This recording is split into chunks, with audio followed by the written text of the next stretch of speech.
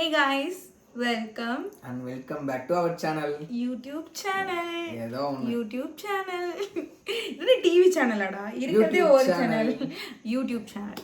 So வந்து இந்த video நான் பேச சரி அதுக்குள்ளே கொண்ட போட்டுக்கிறேன். இந்த வீடியோ என்னன்னு பார்த்தீங்கன்னா ரொம்ப நாளாக எல்லாருமே கமெண்ட் செக்ஷனில் கேட்டிருந்தது என்னன்னு பார்த்தீங்கன்னா உங்கள் லவ் ஸ்டோரி சொல்லுங்கள். நாங்கள் லாஸ்ட்டாக போட்டிருந்த லவ் ஸ்டோரி நம்ம டெலிட் பண்ணிட்டாங்க, அதனால லவ் ஸ்டோரி சொல்லுங்கள் சொன்னாங்க. அதனால நாங்கள் வந்து இப்போ வந்து லவ் ஸ்டோரி சொல்ல போகிறோம். இது எவ்வளோ நேரம் போகும்னு தெரியல. 3 பார்ட்டாக போட்டுக்கலாம். சரி ஓகே, 3 பார்ட்டாக போட்டுக்கலாம். இப்போ வந்து பார்ட் 1 போடுறதுனால உங்களுக்கு வந்து கொஞ்சம் டீட்டெயில்டாக சொல்கிறோம். நாங்கள் என்னென்ன எப்படி மீட் பண்ணோம், இடையில என்னென்ன நடந்துச்சு, ஏதாச்சும் இன்ட்ரெஸ்டிங்கான மூமெண்ட்ஸ் எல்லாம் நிறைய இருக்குது. அதில் ஏதோ ஒன்று வெளியே தைரியமாக சொல்லக்கூடிய மூமெண்ட்ஸை நாங்கள் வந்து ஷேர் பண்ணுறோம்.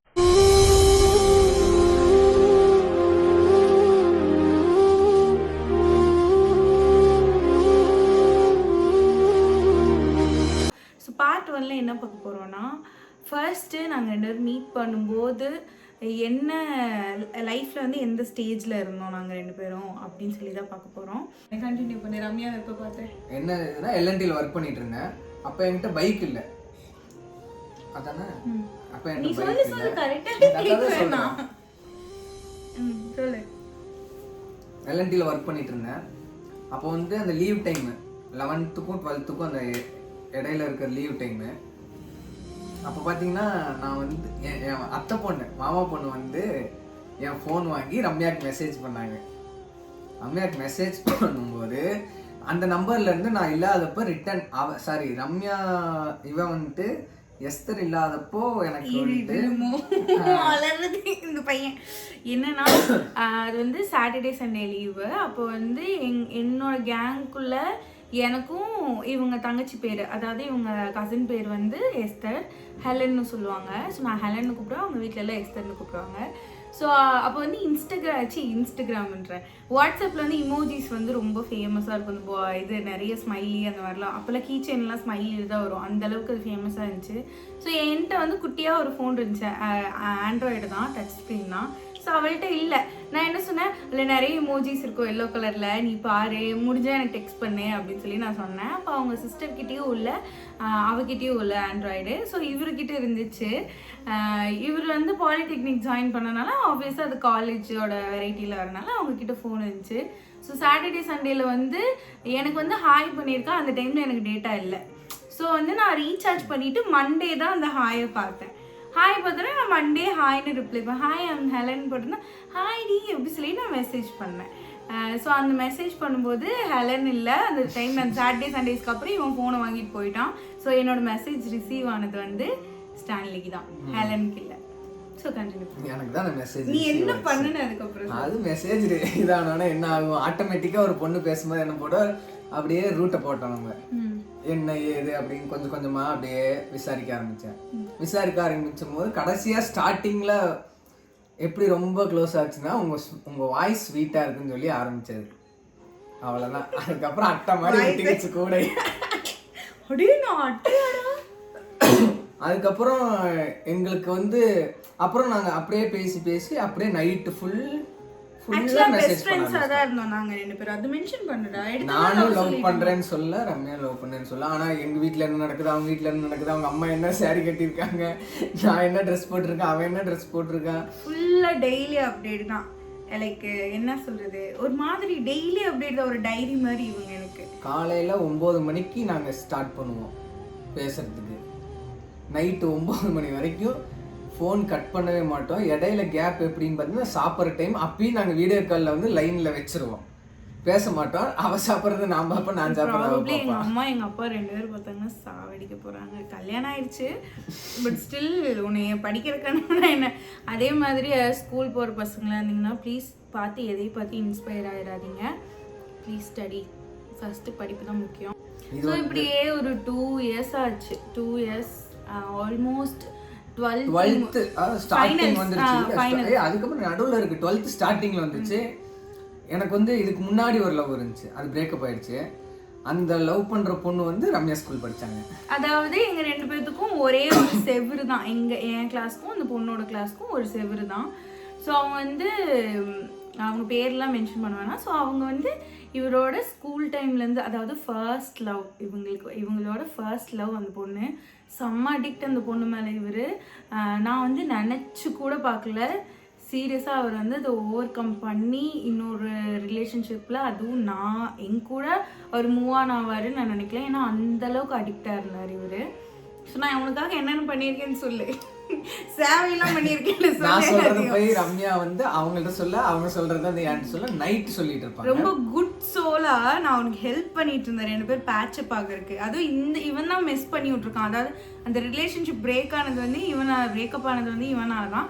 விளையாட்டுத்தனமாக ஒரு விஷயம் பண்ணி பிரேக்கப் ஆகிடுச்சு. இருந்தாலும் பரவாயில்ல, நீ இவர் நல்லவர் வல்லவர் நாளும் தெரிஞ்சவர்.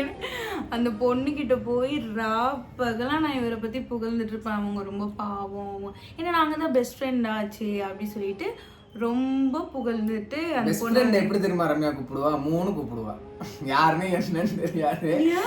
சொல்றா 3 தான் கூப்பிடுவா. ஸ்பெஷலா தான் வச்சிருந்தா, அதனால 3 தான் கூப்பிடுவா. என்னோட பெஸ்ட் ஃப்ரெண்டு. அதுவும் இல்லாம ஓகே, என்னோட ஃபர்ஸ்ட் ஒரு நாள் மெசேஜ்ல அப்படியே ஆரம்பிச்சு கடைசியா ரெமோ படம் ரிலீஸ் ஆன டைம்ல ஓய் அப்படிங்கிற வார்த்தை. ஓ மை காட், ஆமா நீனா ஓய் ஓய் ஓய் ஓய். ஃபர்ஸ்ட் டைம் இவன் எனக்கு டெக்ஸ்ட் பண்ணும்போது ஹெலன் இல்லன்னு எனக்கு தெரிஞ்சிச்சு.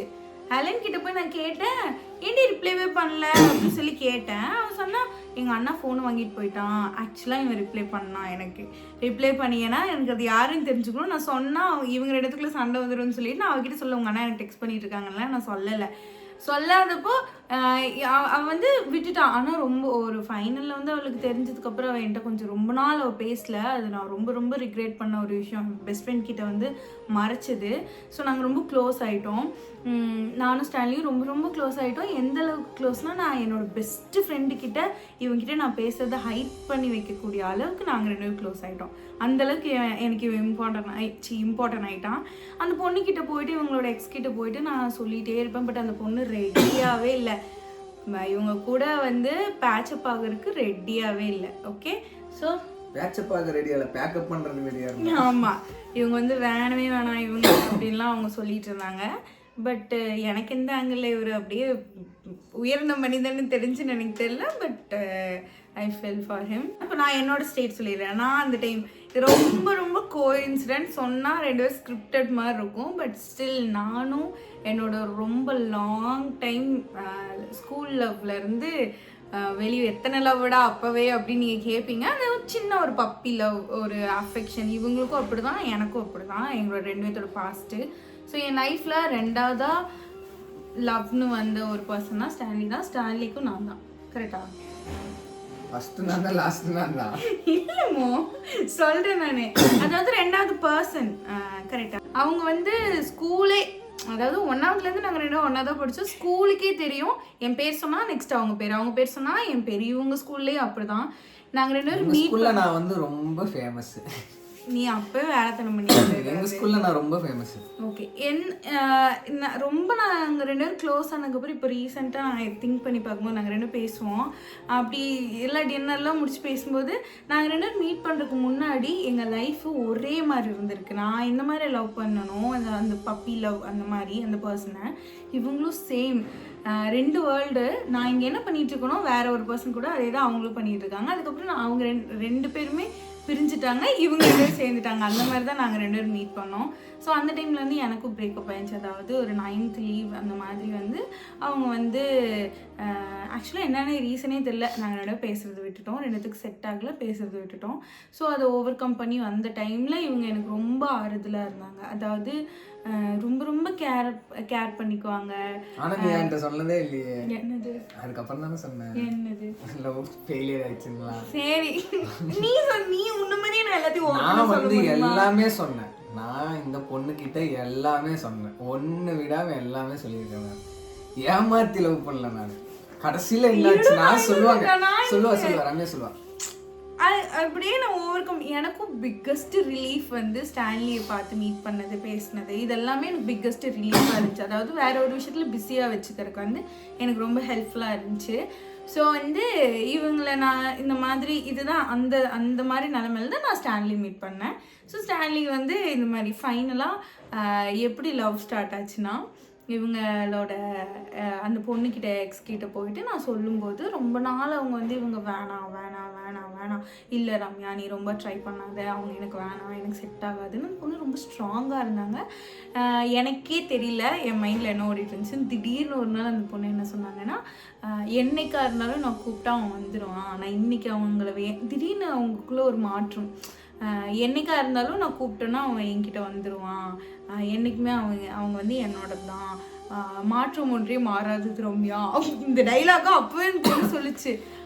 அந்த பொண்ணு சொன்னதுமே எனக்கு என்ன ரீசன்னே தெரியல. லிட்டலாக எதுக்கு நான் அழுகிறேன்னு எனக்கு கண்டே பிடிக்க முடியல. நான் அலறேன் அழுதுகிட்டே இருக்கேன், விடிய அழுகிறேன். இவங்க 2 நாள் ஃபோன் பண்ணாங்க, நான் அட்டனே பண்ணல. என்னன்னா அந்த பொண்ணு வந்து பேச்சு பார்க்குற ஒரு முடிவுக்கு வந்துருச்சு.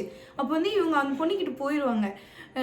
எனக்கு வந்து ஹாப்பி தான், நான் இவ்வளோ நாள் ஹெல்ப் பண்ணிட்டு இருந்தேன், ஆத்மாத்மா தான் ஹெல்ப் பண்ணிட்டு இருந்தேன். திடீர்னு அந்த பொண்ணு திருப்ப ஓகே சொல்லும்போது என்னால் அக்செப்டே பண்ணிக்க முடியல. இவன் இல்லாத லைஃபு, இவன் வந்து அந்த பொண்ணுக்கிட்ட போயிட்டானா என்கிட்ட வந்து பேச மாட்டான், அதெல்லாம் எனக்கு யோசிக்க செம்ம அழுகு. ஆனால் அதுக்கு மீனிங் கூட எனக்கு தெரியல எதுக்கு நான் அழுகிறேன்னு. விடிய அழுது என்னோடய பெட்ஷீட் தலைகாணியில் ஈரமாக தான் இருக்கும். எவ்ரி நைட் காலையில் எழுந்திரிக்கும் மூஞ்சில் அப்படியே சைனாக்கார மூஞ்சி மாதிரி அப்படியே புஃப்னு இருக்கும், கண்ணெல்லாம் குட்டி ஆயிரும் அழுது.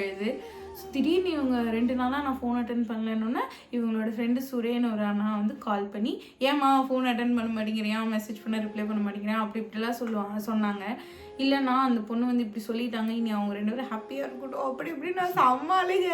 அப்போ தான் எனக்கு ரியலைஸ் ஆச்சு, ஓ நமக்கே தெரியாமல் நான் வந்து இவங்க மேலே வந்து ரொம்ப லவ் வச்சுருக்கோம் போல் அப்படின்னு. நான் ரியலைஸே பண்ணாத ஒரு லவ் அப்படின்னா ஒரு பெஸ்ட் ஃப்ரெண்ட் கிட்டேருந்து வந்ததுன்னா இவங்க தான். அதுக்கப்புறம் நான் இவங்களை என்ன பண்ணேன்னா, உனக்கு ஞாபகம் இருக்கான்னு தெரியல, நான் உன்னை அவாய்ட் பண்ண ஆரம்பிச்சிட்டேன் இவங்களை. அது எப்படி அவாய்ட் பண்ணானா, புது ஃபோன் வாங்கிட்டான். புது ஃபோன் வாங்கலேருந்து ஒரு மெசேஜ் வராது. எனக்கு நிறைய பாய்ஸ் ஃப்ரெண்ட்ஸ் இருக்காங்க அதர் ஸ்கூல்ஸ்லேருந்து. நாங்கள் பஸ்ஸில் வரும்போது ஃப்ரெண்ட்ஸ் ஆகிட்டோம். ஸோ 2 பேர் எனக்கு பெஸ்ட் ஃப்ரெண்ட் 2 பேர் இருந்தாங்க. ஸோ அவங்க கூட வந்து நாங்கள் அப்போ தான் வந்து என்னமோ அந்த ஸ்னாப்பில் வந்து ஸ்ட்ரைக்ஸ் மெயின்டைன் பண்ணுறது அதெல்லாம் அப்போ தான் வந்துச்சு. ஸோ நாங்களாம் 100 ஸ்ட்ரைக் வர அளவுக்கு நாங்கள் ஸ்னாப்பாக ஆரம்பிச்சு இவங்களை ஒரு 2 வீக்ஸ் பக்கம் நான் இவங்களை கண்டுக்கவே இல்லை. அந்த டைமில் தான் இவங்களுக்கு ரியலைஸ் ஆச்சுன்னு நினைக்கிறேன். ரொம்ப இவங்க மிஸ் பண்ண ஆரம்பிச்சிட்டாங்க.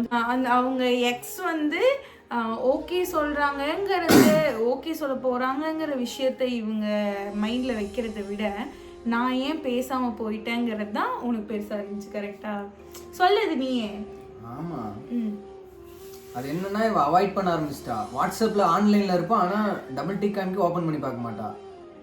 ஏன்னா நாங்கள் இதுக்கு முன்னாடி அந்த குட்டி ஃபோனில் என்கிட்ட மட்டும்தான் பேசுவாள். வேணா அதில் ஆப்ஷனே கிடையாது. ஏன்னா இவ்வளோ தான் இருக்கும் அந்த ஃபோனு, 3G என்னமோ சம்திங் அதில் தான் இருக்கும். அதனால அது எனக்கு அப்போல்லாம் பார்த்தீங்கன்னா ப்ளூ டிக் தான். எனக்கு ஒரு மெசேஜ் இருந்துச்சுன்னா அங்கே ஒரு ப்ளூ டிக் ஆகும், இங்கே மெசேஜ் இருக்கு. இன்னொரு கூத்து இருக்குது. அது எப்படின்னா ஃபர்ஸ்ட் நாங்கள் வாட்ஸ்அப்பில் பேசவே மாட்டோம், நாங்கள் நார்மல் மெசேஜில் தான் பேசுவோம். நார்மல் மெசேஜ் 100 மெசேஜ் தான். இப்போ அந்த 100 மெசேஜ் முடிஞ்சதுக்கு அப்புறம் வாட்ஸ்அப் 12 மணிலேருந்து 12:30 சம்டைம்ஸ் 12:45 முடிஞ்சிடும். 100 மெசேஜ் ஒரு நாள் ஃபுல்லாக வெயிட் பண்ணுவோம், வெறியாகும் நமக்கு. அந்த மாதிரி ஆச்சு. ஸோ வந்து இவங்களுக்கு வந்து அவங்க ஓகே சொல்கிறத விட நான் வந்து அவாய்ட் பண்ணது இவங்கனால டைஜஸ்டே பண்ணிக்க முடியல. அப்போ அதுல மெயின் என்னன்னா, அப்போ வந்து நான் ரம்யா பார்க்க கூட கிடையாது, பார்த்ததே கிடையாது. ஃபோன்ல மட்டுமே தான் பேசிட்டு இருந்தாங்க, நேர்ல பார்க்கல. அப்புறம் எல்லாம் ஓரளவுக்கு நேர்ல பார்க்குற டைம்ல ரம்யாவுக்கு வந்து நான் ஸ்கூல்ல போய் கேக் வாங்கி கொடுத்தேன். அன்னைக்கு ஸ்கூலே கொண்டாடிச்சு கேக். 3 என்னமோ பிளாக் ஃபாரஸ்ட் கேக். பிளாக் ஃபாரஸ்ட்னா கேர்ள்ஸ் ஸ்கூல். போலீஸ்காரர் முன்னாடி நின்று இருக்காரு. அவருக்கு முன்னாடி போய் நிப்பாட்டி யார் என்ன வேணும்னு கேட்டாரு. என்கிட்ட சிஸ்டர் இங்கே படிக்கிறாங்க, அவங்கள பார்க்க வந்தேன் அப்படி சொல்லிட்டு கேக்கை கொண்டு அப்படியே போலீஸ்கார பக்கத்துலேயே நிற்க வச்சு ரம்யா போகல, என் தங்கச்சிட்ட கொடுத்து விட்டேன். நான் கேக் கட் பண்ணி ஹோல் கிளாஸ்க்கு கொடுத்து, அதாவது என் அப்போல்லாம் ரொம்ப சைல்டிஷ், எங்கள் எனிமிக்கெல்லாம் தெரியல, அவங்கள பார்க்க வச்சு சாப்பிட்டோம். ஸோ அது வந்து ஒரு மாதிரி ஒரு பிரின்சஸ் மூமெண்ட் மாதிரி தான் இருந்துச்சு. இவனோட பிரின்சஸ் மாதிரி நல்லா ட்ரீட் பண்ணுவான். ஸோ ரொம்ப ரொம்ப ஹாப்பியாக இருந்துச்சு. அப்புறம் இவங்களோட எக்ஸ் வந்து அப்படி படிப்படியாக இவங்க லைஃப்லேருந்து இவங்க மைண்ட்லேருந்து மறைய ஆரம்பிச்சிட்டாங்க. லைக் அப்போ தான் இவங்களும் ரியலைஸ் பண்ணாங்க, ஓகே இவ தான் நமக்கு இம்பார்ட்டன்ட், அது இம்பார்ட்டன்ட் இல்லை அப்படின்னு சொல்லிட்டு அந்த பேட்சப் என்ன சொல்கிறது, ஒரு பெஸ்ட் ஃப்ரெண்டாக இருந்த ரிலேஷன்ஷிப் வந்து லவ் ஆகிடுச்சு. இந்த பார்ட் 2 பார்ட் 3 நீங்கள் பார்க்கணும் அப்படி என்னடா சொல்கிறது. ஸோ நீங்கள் யாராச்சும் நம்ம சேனலுக்கு புதுசாக இருந்தீங்கன்னா ப்ளீஸ் சப்ஸ்கிரைப் பண்ணி வச்சுக்கோங்க. இவங்க நேம் வந்து ஸ்டான்லி, என் பேர் வந்து ரம்யா. ஸோ இது வந்து ஒரு கப்புள் பேஸ்டு சேனல். நிறைய couple videos as well as makeup அந்த மாதிரி வீடியோஸ் எல்லாம் வரும். ஸோ உங்களுக்கு வந்து பார்ட் 2 பார்ட் 3 வேணும்னா பெல் ஐக்கான் கிளிக் பண்ணிக்கோங்க, ஆல் கொடுத்துக்கோங்க. பார்ட் 2 வேணுமா வேணாமாங்கிறத கமெண்ட் பண்ணுங்கள். ஸோ இன்னும் டீட்டெயிலாக இன்னும் நிறைய விஷயம் இருக்குது, எல்லாத்தையுமே சொல்கிறோம். We'll see you at the next video. Bye.